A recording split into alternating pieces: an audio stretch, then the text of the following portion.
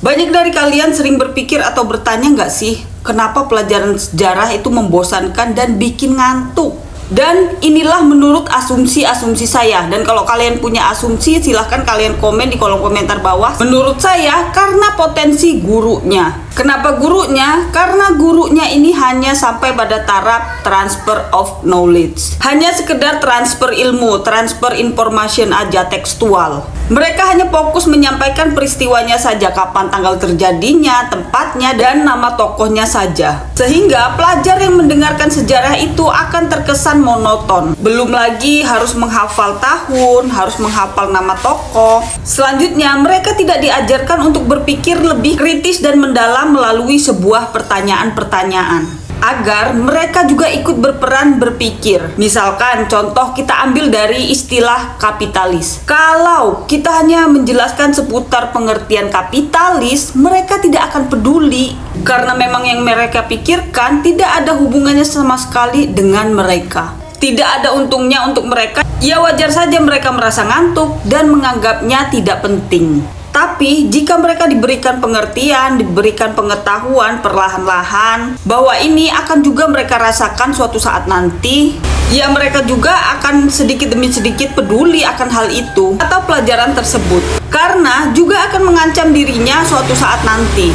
Karena kapitalis ada sebagian yang menganggap bahwa itu adalah sebagai pahlawan atau penolong dirinya untuk mencari sesuap nasi. Padahal pada kenyataannya kita dijadiin tumbal atau dijadiin mangsa oleh kaum elit atau kaum borjuis untuk memperkaya mereka dengan berlipat-lipat ganda dari tenaga kita, kaum buruh, atau yang disebut juga dengan kaum proletar, yang hanya dengan upah yang sekecil-kecilnya. Kita hanya dimanfaatkan tenaganya oleh kaum borjuis untuk mensukseskan usaha mereka dengan memanfaatkan kaum proletar atau kaum buruh dengan upah yang seminim-minimnya. Dan tidak dipungkiri juga suatu saat nanti kalian yang masih pelajar ini akan dijadikan mangsa mereka kaum borjuis. Kenapa? Ya karena kalian suatu saat nanti pun akan mencari pekerjaan. Maka dari itu perlu untuk kita memahami sesuatu sampai ke akar-akarnya agar kita tidak mudah diperbudak. Selain itu juga kita perlu sosok guru yang bisa membahas sesuatu, tidak hanya mentransfer of knowledge aja atau mentransfer ilmu aja. Namun kita perlu juga guru yang bisa menalar dan menjelaskan pada murid-muridnya apa sebab dan akibatnya di kehidupan kedepannya. Karena itu penting sosok guru yang seperti ini. Tapi faktanya sekarang yang penting punya ijazah sesuai dengan bidangnya. Nggak peduli ijazahnya ia dapatkan seperti apa. Apakah melalui belajar atau cuman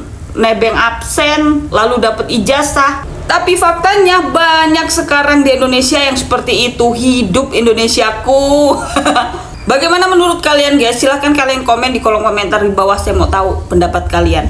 Dan buat teman-teman yang mau buku pengantar singkat kapitalisme, ini langsung aja kalian klik keranjang kuning. Buku ini akan membawa kalian masuk dan mempelajari dunia awal kapitalisme. Dan kalau teman-teman mau lebih dalam lagi mempelajari kapitalisme, kalian bisa masuk ke buku-bukunya Karl Marx. Ini bukunya ada 3 jilid teman-teman. Nah bukunya ini Kapitalisme Karl Marx. Ini jilid 1,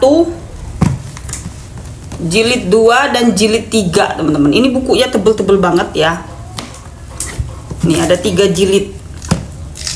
Kalau kalian mau langsung aja ke keranjang kuning. Dan di buku ini kalian akan lebih luas mendapatkan wawasan tentang kapitalisme. Dan dari buku ini juga kalian akan memahami mana kaum borjuis dan mana kaum proletar. Selain itu masih banyak bahasan-bahasan lainnya di buku ini. Kalau kalian mau langsung aja ke keranjang kuning di bawah ya guys ya. Dan buku ini sangat tebal-tebal sekali ya teman-teman. Dan harganya juga cukup lumayan tinggi. Jadi ini buat teman-teman yang mau-mau aja teman-teman. Dan selanjutnya, jika kalian mau mengetahui kenapa kapitalisme ada di Indonesia sampai sekarang, kalau kalian mau mengetahui sejarahnya, kalian bisa baca buku-bukunya Tan Malaka teman-teman. Yang pertama kalian harus baca yaitu bukunya Tan Malaka dari penjara ke penjara ini teman-teman ya. Jadi buku ini menceritakan autobiografi dari Tan Malaka. Selanjutnya kalian bisa baca buku Tan Malaka ya ini Gerpolek, artinya gerilya politik dan ekonomi. Dan di buku ini Tan Malaka menentang adanya perundingan. Kenapa Tan Malaka tidak menyetujui perundingan? Karena melalui perundingan dengan Belanda, itulah tercipta awalnya sebuah kapitalisme. Nah, selanjutnya kalau kalian mau mengetahui apa alasan Tan Malaka tidak menyetujui perundingan, langsung aja kalian beli aja bukunya Gerpolek Tan Malaka. Selanjutnya kalian bisa baca buku Tan Malaka Aksi Massa. Dan yang terakhir, kalian harus baca buku Tan Malaka yang berjudul Madilog. Ini singkatan ya, singkatan dari materialisme, dialektika, dan juga logika. Di buku ini Tan Malaka akan mengajarkan kita untuk tidak termakan takhayul. Melalui buku ini Tan Malaka menganjurkan kita untuk belajar sains dan filsafat agar tidak ditakut-takuti atau dimomok-momoki oleh takhayul. Oke guys, jadi itulah sedikit cerita kita hari ini. Buat teman-teman yang mau buku-buku yang udah aku sepil-sepil, langsung aja kalian cek keranjang kuning di bawah ya.